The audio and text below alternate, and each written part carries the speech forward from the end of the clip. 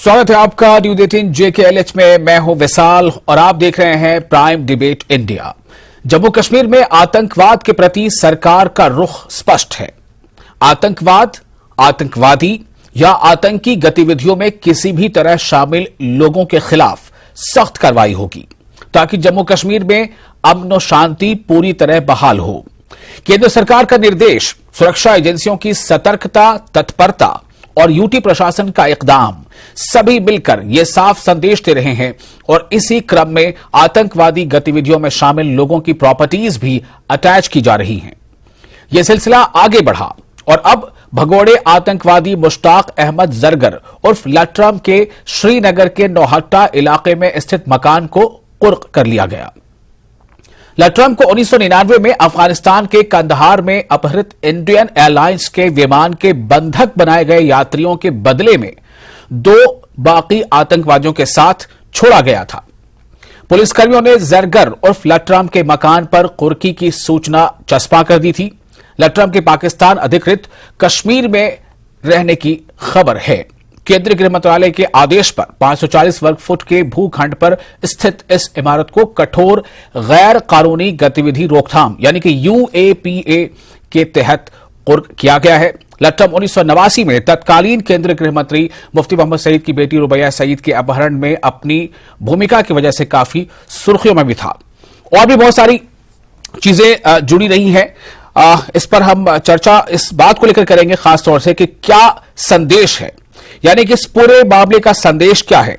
हरकतुल मुजाहिदीन का प्रमुख रहा मुश्ताक जरगर उर्फ लटरम, अब उसके श्रीनगर स्थित घर को जो कुर्क किया गया है, और इससे पहले भी कई बार हम इस पर चर्चा कर चुके हैं इस तरह की और चीजों पर, जो अब वहां पर ऐसे किसी आतंकी गतिविधि में शामिल होने वाले लोगों के खिलाफ भी, जो शायद फिलहाल जेल में भी हैं, तो उनके घरों को भी अटैच किया जा रहा है। यह संदेश क्या दे रहा है?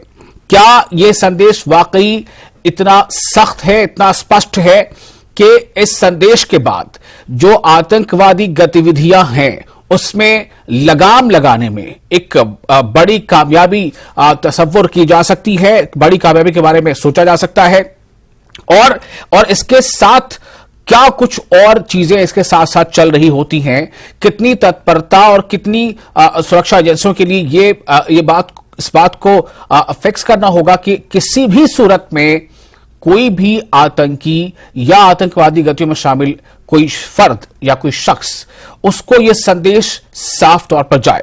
इस पर हम चर्चा करेंगे अगले आधे घंटे। आप बने रहे हमारे साथ।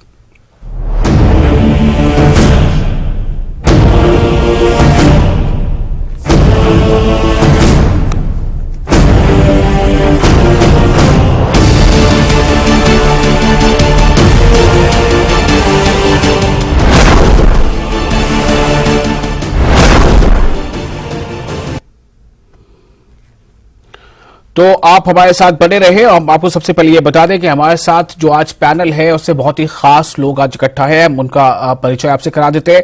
हमारे साथ सुरेंद्र अंबरदार है, सीनियर लीडर BJP। हमारे साथ ब्रिगेडियर धीमान हैं, डिफेंस एक्सपर्ट हैं। हमारे साथ निमरनदीप सिंह भुल्लर हैं, स्टेट स्पोक्सपर्सन हैं DPAP के। और कुछ देर में हमारे साथ होंगे Irfan Hafeez loan, legal expert. सबसे पहले मैं ब्रिगेडियर धीमान आपके पास आना चाहता हूं। मुश्ताक अहमद जरगर, जिसे भगोड़ा कहा जा रहा है, भगोड़ा आतंकी कहा जा रहा है, वो उसका जो श्रीनगर स्थित जो घर है नौहट्टा में, उसे कुर्क किया गया है, उसे अटैच किया गया है। और इससे पहले भी हमने देखा कई और ऐसे भी आतंकियों के जो प्रॉपर्टीज उन्हें सीज किया गया था। तो ये जो अब इकदाम है, ये जो स्टेप है, इससे संदेश क्या जा रहा है और आतंकवादी गतिविधियों को खत्म करने या उससे बहुत नीचे ले आने में, कम करने में कितना सहायक होगा या नहीं होगा?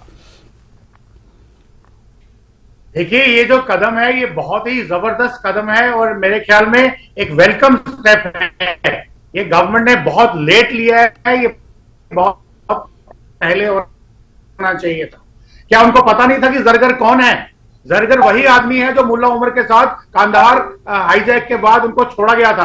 तो पहले ही आतंकवादी गतिविधियों में कोट बलवाल की जेल के अंदर था और उसको एक बड़े ही गलत तरीके से लोगों को हाईजैक करा के, लोगों को हॉस्टेज रख के उसको छोड़ा गया, तो उससे उसकी जो कारस्तानी थी वो और भी बढ़ जाती थी। तो आज तक ये उसका अगर मकान था नौहट्टा में, तो ये किस लिए खड़ा था, ये किस बेसिस पे खड़ा था? लोग बोलते हैं ह्यूमन राइट्स, ये वो बकवास करते हैं। टेररिस्ट का कोई ह्यूमन राइट्स नहीं होता, क्योंकि टेररिस्ट ही है जो ह्यूमन राइट्स वायलेट करते हैं बाकी लोगों के। तो ये गवर्नमेंट का एक बहुत ही क्लियर संदेश है, और ये भी चेंज ऑफ स्ट्रैटेजी है। जैसे टेररिस्ट ने अपनी आफ्टर एब्रोगेशन ऑफ 370 अपनी कारस्तानियां, अपनी जो स्ट्रैटेजी है बदलते रहे हैं। पहले हाइब्रिड टेररिस्ट लाए, फिर टारगेटेड किलिंग करनी शुरू कर दी है। तो ये भी गवर्नमेंट ने भी एक अच्छा स्टेप लिया है कि उन्होंने जितने भी टेररिस्ट हैं, क्योंकि उनके जो मकान हैं वो तो सही पैसे से बने नहीं है, अगर वो illegal from the government point of view नहीं है, अगर वो बाई लॉज के अलावा इलीगल नहीं है, they have been gotten by the illegal money, तो एज इट इज यूएपीए उस पर लागू होता है। तो ये जो एक कदम उठाया है गवर्नमेंट ने, ये बहुत ही सही कदम है मेरे ख्याल में। जैसे यूपी में योगी जी ने कदम उठाए हैं आतिक अहमद के अगेंस्ट, वो हजारों करोड़ रुपए का सरगना है। ये तो करोड़ों रुपए के होंगे, आईएसआई के दिए हुए 100 करोड़ भी नहीं होंगे। तो इनको टास्क में लाने में क्या प्रॉब्लम है? तो government should pursue it vigorously, not only Zargar के अगेंस्ट, जितने भी नॉन आतंकवादी हैं सबके नाम हमारी इंटेलिजेंस एजेंसीज के पास हैं, उनकी सारी प्रॉपर्टी जब्त करें, उनको बुलडोजर चलाएं, उनको मैसेज दें गवर्नमेंट को, लोगों को, कि भाई देखो आतंकवाद अभी किसी भी कीमत पे टॉलरेट नहीं किया जाएगा। जी, Surendra Ambardar, senior leader BJP, मैं आपके पास भी इसी सवाल को लेकर आऊंगा कि क्या ये जो अब तरीका है, ये जो स्टेप है, इसका संदेश क्या है? ये संदेश कितना दूरगामी होगा? देखिए, गृह मंत्री जी ने जीरो टॉलरेंस की बात की है, और जीरो टॉलरेंस इंप्लीमेंट हो रहा है कश्मीर में। जब आप मुश्ताक जरगर की बात कर रहे हैं, मुश्ताक लटरम 1986 में पाकिस्तान गया था और दोबारा 1999 में पाकिस्तान गया था। पहले वो जम्मू कश्मीर लिबरेशन फ्रंट का एक्टिव वर्कर था, उसके बाद उसने अपना टेररिस्ट ऑर्गेनाइजेशन बनाया, अल अबर मुजाहिदीन। इसके अगेंस्ट लगभग 40 मर्डर केसेस हैं और 10-12 एक्सटॉर्शन के केसेस भी हैं। ये एक ड्रेडेड टेररिस्ट है, और इसके कारण से और टीम टेररिस्ट के कारण से कश्मीर में जो वायलेंस है उसको लेजिटिमेट करने का एक प्रयास भी इन टेररिस्टों ने किया था, जिसमें कहीं ना कहीं हुर्रियत कॉन्फ्रेंस और कश्मीर बेस्ड पॉलिटिकल पार्टीज भी इनको सपोर्ट कर रही थी। This is a very welcome step. और इसके साथ शायद जो इनके ओवरग्राउंड वर्कर्स रहे हैं या अभी भी एक्टिव हैं, उनके घरों को भी इसी तरह से लॉक किया जाना चाहिए, जो कॉन्फ्लिक्ट इकोनॉमी के द्वारा बनाए गए हैं, जो हवाला के पैसे से बनाए गए हैं, और जो नारकोटिक्स ट्रैफिकिंग के पैसे से बनाए गए हैं। वो सब जो लोग हैं, वो सब जो ओवरग्राउंड वर्कर्स हैं, जिनका पॉलिटिकल कनेक्शंस भी हैं, उनका भी डोजर बनना चाहिए, और उनके साथ भी डेफिनेटली ऐसा ही होना चाहिए। ठीक है, अब मैं आता हूं Nimrandeep Singh Bhullar, state spokesperson DPAP. Nimrandeep Singh ji, क्या आपकी भी यही राय है, क्या आपकी भी प्रतिक्रिया यही है जो ब्रिगेडियर धीमान की है या जो सुरेंद्र अंबरदार की है? बिल्कुल सर, मैं तो कहना चाहूंगा, साफ शब्दों ਦੇ ਵਿੱਚ कहना चाहूंगा कि जो आतंकवाद ਜਿਹੜਾ शब्द है, आतंकवाद का ना कोई धर्म है ना कोई मजहब है। जो लोग देश के खिलाफ कोई भी किसी भी गलत एक्टिविटी च पाए जाते ने, वो देश का किसी भी तरीके नाल हिस्सा नहीं हो सकते। ऐसे लोगों को कश्मीर क्या भारतवर्ष में रहने का अधिकार नहीं है। सरकार का जो कदम है वो सराहनीय है, पर मैं ये कहना चाहूंगा आपने कहीं ना कहीं देर कर दी। जो ऐसे लोग, अगर यही कार्रवाई पहले की होती, कहीं ना कहीं ये जो टारगेटेड जो किलिंग्स हो रही है हमारे कश्मीरी पंडित भाइयों के साथ या किसी के भी साथ, तो इसके ऊपर कई साल पहले रोकथाम लग गई होती। तो आप ये कहना चाह रहे हैं कि अब अगर जो टारगेटेड किलिंग्स अभी होती चली जा रही है, अभी हाल ही हमने देखा किस तरह से संजय शर्मा को मार दिया गया या उनका कत्ल कर दिया गया, क्या इस तरह की एक्टिविटी से जो अभी हो रही है वो सिलसिला थम जाएगा, रुक जाएगा? बिल्कुल रुकेगा जी। जब आप ऐसे लोगों की प्रॉपर्टीज अटैच करेंगे जो भारत के खिलाफ बात करते हैं, जो आतंकवादी हैं, उन लोगों को देश में रहने का बिल्कुल अधिकार नहीं है। आप टाइम याद करें जब श्री गुलाम नबी आजाद मुख्यमंत्री हुआ करते थे जम्मू कश्मीर के, और जिस तरीके से शांति जो एक भाईचारा जो एक कायम किया उन्होंने, मुझे लगता है कि ऐसे सराहनीय कदम बेशक आज जो सरकार ले रही है इसकी हम जरूर सराहना करेंगे। आतंकवाद के खिलाफ जो भी आवाज उठेगी, डीपीएपी जो है हमेशा आतंकवाद के खिलाफ रही है और आतंकवाद के खिलाफ बोलेगी। और मैं जो भारत सरकार की जरूर प्रशंसा करूंगा कि आपने जो कदम उठाए वो सराहनीय है, क्योंकि मैं एक बार फिर बताना चाहूंगा कि आतंकवाद का कोई धर्म नहीं है। ठीक है, आतंकवाद का कोई धर्म नहीं है। ब्रिगेडियर धीमान, मैं आपके पास आ रहा हूं। आपने अपने शुरुआती वक्तव्य में यह कहा था कि जो ऐसे जो संगठन हैं या जो ऐसे टेररिस्ट ऑर्गेनाइजेशन हैं वो समय के साथ थोड़ा अपनी रणनीति वो भी बदलते हैं। तो क्या ये समझा जाए कि ये जो स्टेप सरकार के तरफ से लिया जा रहा है, क्या फिर इसका भी वो कोई काट ढूंढेंगे, या फिर ये कि उन्हें लगेगा कि अब तो मुश्किल है इसलिए अब ऐसी गतिविधियों से तौबा? क्या इतना आसान लग रहा है? देखिए आपको ये बात समझनी चाहिए कि जब 370 हटा तो ये जो जितनी भी हमारी स्टेट के अंदर, चाहे वो सेंट्रल एजेंसी थी या स्टेट एजेंसी थी, जम्मू कश्मीर पुलिस थी या आर्मी थी या जितनी भी सिक्योरिटी फोर्सेस और इंटेलिजेंस एजेंसीज थी, वो एकजुट होकर काम कर रही हैं इन यूनिफाइड हेडक्वार्टर्स। यूनिफाइड हेडक्वार्टर्स पहले भी था, जब मैं सर्व कर रहा था तब भी था, परंतु उसकी कोई मीटिंग होती नहीं थी और एक प्रतिस्पर्धा रहती थी between the state and the central agencies. और स्टेट एजेंसीज जनरली रिपोर्ट करती थी सिटिंग चीफ मिनिस्टर को, जो कि कश्मीर सेंट्रिक थे और या I would say Pakistan sympathisers थे या एंटी इंडिया थे या वो आतंकवाद सिंपथाइजर थे या जो भी उनकी पॉलिटिकल कंपल्शंस थी वो उनको रोकती थी। उसके बाद आफ्टर अगस्त 2019 जब ये 370 हटा है, अभी ये सारी की सारी कमांड आ गई है central government ministry of home affairs के हाथ में और बहुत जबरदस्त सक्सेसेस मिल रही हैं। हालांकि 100% नहीं है, जितनी मैं चाहता हूं उतनी नहीं है, पर फिर भी पहले से बेहतर है। तो उसमें आईएसआई और पाकिस्तान आर्मी के जो हैंडलर्स हैं आईएसपीआर के, वो बौखलाए हुए हैं। इसलिए जब उनके सारे बंद होने शुरू हो गए, हवाला रूट्स बंद किए गए, उनके जो ओवरग्राउंड वर्कर्स, अंडरग्राउंड वर्कर्स, सबके ऊपर पॉजिटिव कार्रवाई शुरू हुई, तो वो अपने टैक्टिक्स चेंज करने लग पड़े।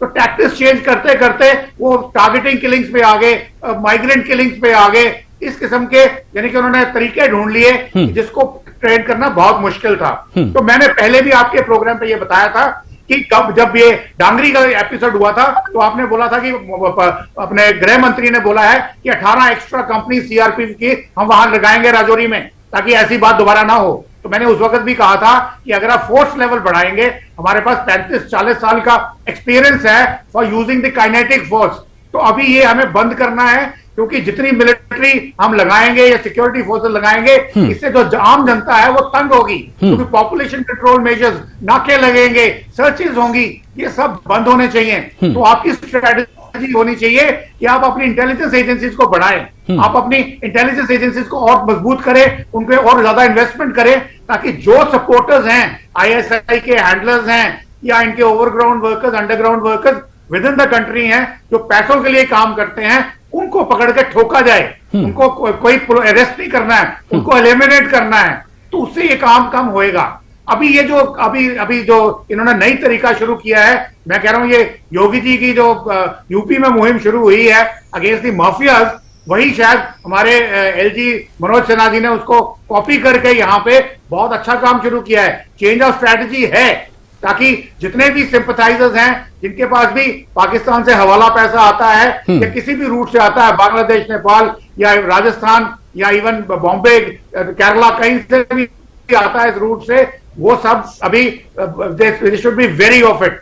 हुर्रियत हमारी ऑलमोस्ट खत्म हो गई है। हुर्रियत को पहले गवर्नमेंट ऑफ इंडिया ही उसको नर्चर करती थी। अगर आपको याद हो, जब हमने हजरत बल में सीज किया था, तो हमारी जुडिशरी ने बोला था कि जो अंदर होल्ड टेररिस्ट है उनको वाजवान खिलाया जाए, उनको 2500 कैलोरीज पर डे खिलाई जाए। अभी ये कैसा कंट्री है यार, वो बंदा आपके अगेंस्ट, आपकी स्टेट के अगेंस्ट लड़ाई कर रहा है और आप उसको वाजवान खिला रहे हो। ठीक है। कोर्ट के ऑर्डर। दिमाग जी असल में क्या है, हमारे देश में एक रूल ऑफ लॉ है, यहां पर विधायिका है, यहां कार्यपालिका है और यहां न्यायपालिका है, ये हम सभी जानते हैं। और जिस तरह से आप जो बातें कह रहे हैं उसमें हो सकता है कि कई बातों का और एक उसमें से चर्चा का एक मुद्दा वो बन जाए। चूंकि मैं अभी निमरनदीप जी के पास आना चाहता हूं और सुरेंद्र अंबरदार जी आपके पास जाना चाहता हूं। एक मिनट मेरी बात जी सुनिए। देवान जी मैं आ रहा हूं आपके पास। एक मिनट लास्ट बोले 20 सेकंड बोले। ये कहना चाह रहा था हाँ। कि वो जमाना अभी खत्म हो गया है। अभी जो नई स्ट्रैटेजी आई है वो बिल्कुल कारगर है और इसको विगरसली परस्यू करना चाहिए। तभी हम जो कश्मीर की आम जनता है उनके मन में जो डर है, जो एक किस्म का खौफ है, उसको हम निकालेंगे। ये खौफ की वजह से वो रेडिकलाइजेशन। ठीक है, वो आप जो कह रहे हैं कि जो डिक्लेयर्ड जो टेररिस्ट है, चूंकि जैसा हम सभी जान रहे हैं कि यूएपीए के तहत इनको डिक्लेयर भी किया जा चुका है, जरगर को, ये भगोड़े हैं, ये डिक्लेयर्ड है, इनके घर की जो है वो अटैच कर लिया गया है। लेकिन जिस खौफ के बारे में आप कह रहे हैं कि जो खौफ खत्म होगा, उसमें अगर थोड़ी भी क्लैरिटी नहीं रहेगी, थोड़ी भी एम्बिग्यूटी रह गई, तो फिर पता चला कि उसका कहीं मिसयूज भी ना हो जाए। मैं एक पूरे परिप्रेक्ष्य बात कर रहा हूं, सिर्फ जम्मू कश्मीर के लिए नहीं। जैसा चूंकि बार बार आपने यूपी का जिक्र किया, इसलिए एक छोटा सा ब्रेक लेंगे। ब्रेक के बाद मेरा सवाल निमरनदीप जी आपसे भी होगा और अंबरदार जी आपसे भी होगा कि जो धीमान जी कह रहे हैं उसमें बेशक इसमें एक बात तो सख्ती से है कि लचीलापन जो रवैये में रहता है वो कई बार हमें ज्यादा नुकसान पहुंचाता है। लेकिन रूल ऑफ लॉ जो है वो इस लोकतंत्र का एक हिस्सा है, उसको कितना हम सेफ गार्ड कर पाते हैं उसको भी देखना जरूरी होगा। और अगर जम्मू कश्मीर में अभी चूंकि जैसा आप सभी कह रहे हैं कि वहां पर अभी जो चुनी सरकार जो वो अभी नहीं है, तो कितनी इसमें उपयोगिता या महत्वता रह जाती है निमरनदीप जी आपके लिए या आपकी पार्टी के लिए, या सुरेंद्र अंबरदार जी आपके लिए या आपकी पार्टी के लिए, कि आप चुनाव लड़ें, चुनाव जनता के वोट लें और सरकार बनाए, उसकी कितनी जगह बचती है? छोटा सा ब्रेक, जल्द हाजिर होते हैं।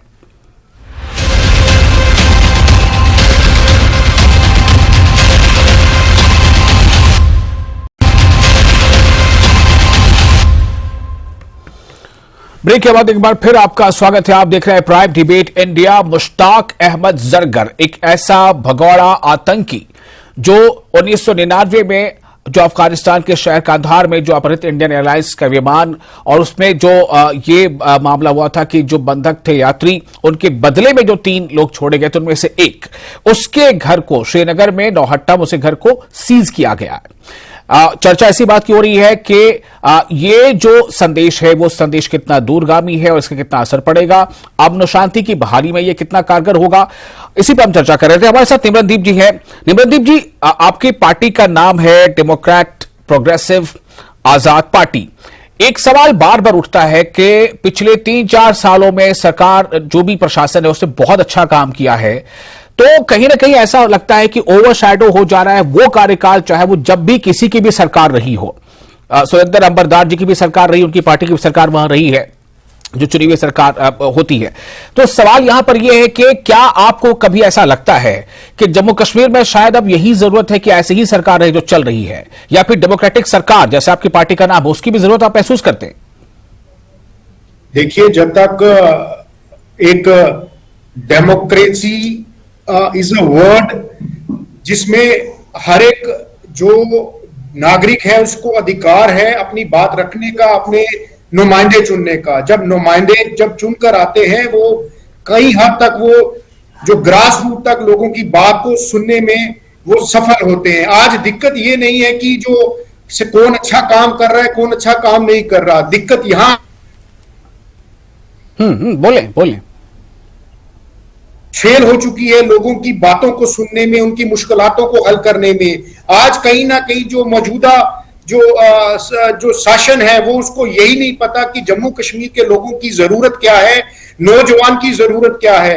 हर बात पर अगर जब भी कोई किसी चीज की आवाज उठाता है उसको आप देशद्रोही साबित करने में लग जाओ, तो मुझे लगता है कहीं ना कहीं जो आपकी एक क्वेश्चन मार्क लग जाता है कि आप उस बंदे को आगे बोलने ही नहीं देना चाहते। तो कहीं ना कहीं जो चुनावी प्रक्रिया है उसका जल्द से जल्द होना बहुत जरूरी है। अगर बीजेपी के बड़े बड़े जो नेता जो अलग अलग चैनल्स में अलग अलग माध्यम से बोलते हैं कि जम्मू कश्मीर में हालात साजगार हैं, तो फिर मुझे लगता है कि कोई देरी नहीं होनी चाहिए चुनाव करवाने में। सुरेंद्र अंबरनाथ जी, दरअसल मेरा जो सवाल है वो विषयांतर बिल्कुल नहीं है, मैं इस विषय से हट नहीं रहा हूं, लेकिन मेरा सिर्फ ये सवाल है कि जब इस बात को बार बार सुना जाता है, देखा जाता, अब देख रहे हैं हम कि अभी किस तरह से जो आतंकवादी रहे हैं उनकी प्रॉपर्टीज को अटैच किया जा रहा है। ये पहले नहीं होता था, जो अब हो रहा है। अभी कुछ दिनों पहले भी इस तरह की अटैचमेंट हुई थी,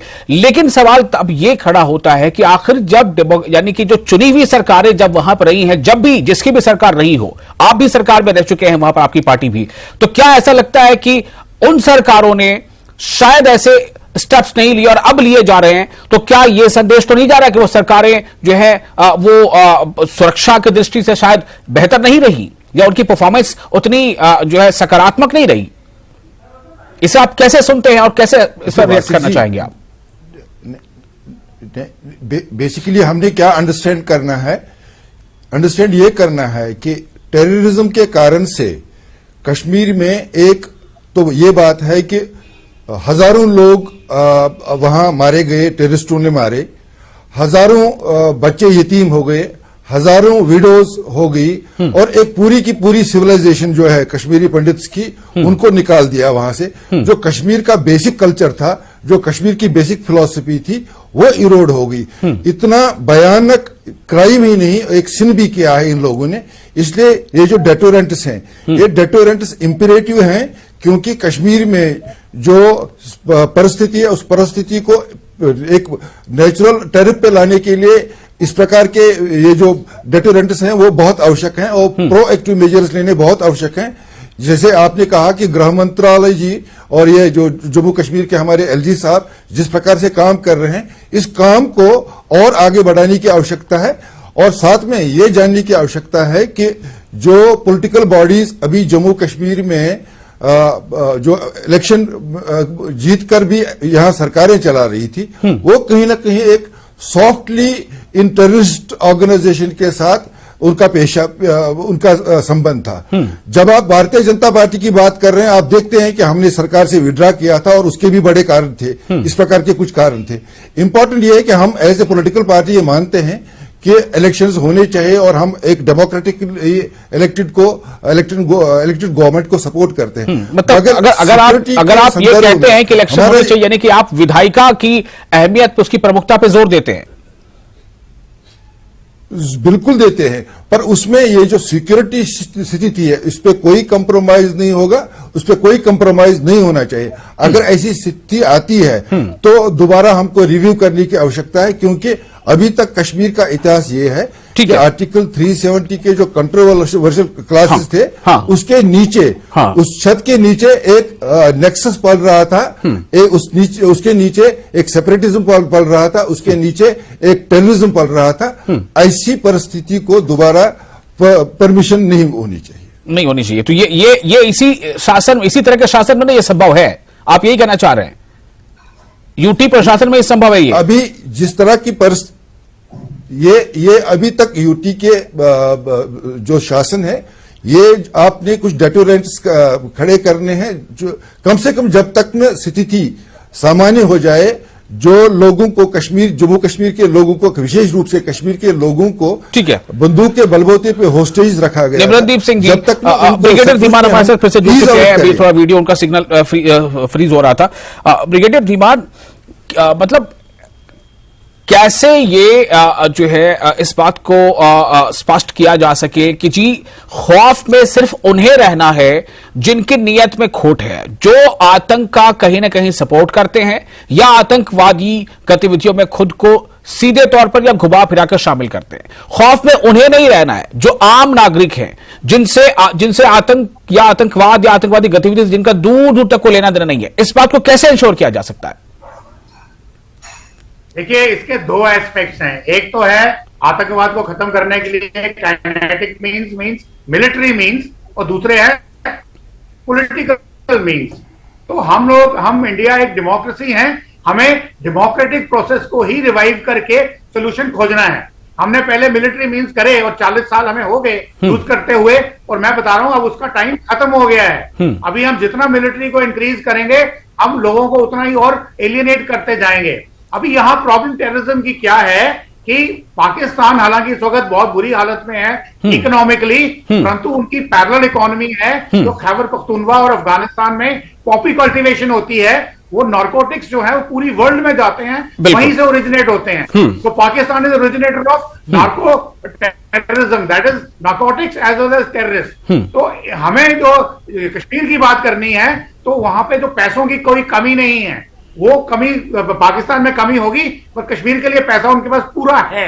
तो यहां पे हमने क्या करना है कि जितने कश्मीर के नेटिव्स हैं, चाहे वो किसी भी धर्म के हों, मैं बताऊं 99% उसमें सब प्रो इंडिया हैं, नेशनलिस्ट हैं। हम उनको जानबूझ के गलत नामों से बुलाते हैं, ये गलत बात है, क्योंकि मैंने खुद 3 काउंटर इंसर्जेंसी टेन्योर्स की हैं यूनाइटेड नेशंस गुप्कार रोड पे भी टेन्योर्स की है। तो मेरे को फर्स्ट हैंड इंफॉर्मेशन है लोगों से इंटरेक्ट करने की। तो यहाँ पे उनके दिल में जो खौफ है टेररिस्ट की वजह से, तो जब उनकी प्रॉपर्टीज सीज होंगी, जब उनके नामो निशान मिटते नजर आएंगे तो वो लोग खुल के बाहर आएंगे। चलिए, बहुत शुक्रिया आप तमाम लोगों का इस विषय पर अपनी बात रखने के लिए। और जो खाती हैं यानी जो कसूरवार हैं, जो आतंकी हैं, जो आतंकी गतिविधियों में शामिल हैं, उनके खिलाफ बेशक सख्त से सख्त कार्रवाई होनी चाहिए जैसे कि हो रही है।